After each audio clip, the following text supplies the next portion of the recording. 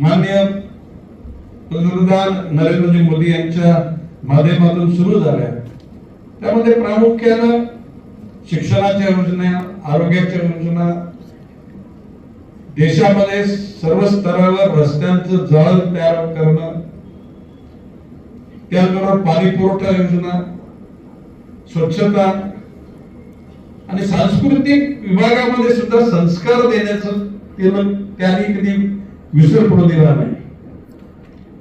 आज भारत डिजिटल माध्यमातून जगामध्ये तिसरा क्रमांकावर आहे. अमेरिका, चायना नंतर भारत.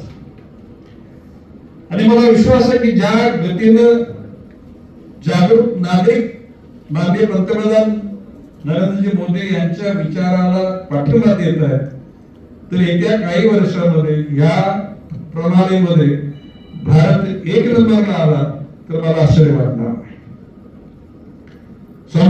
स्वामित्व योजना डिजिटल आत्मनिर्भर भारताच्या ध्येयाला पूरक अशी योजना.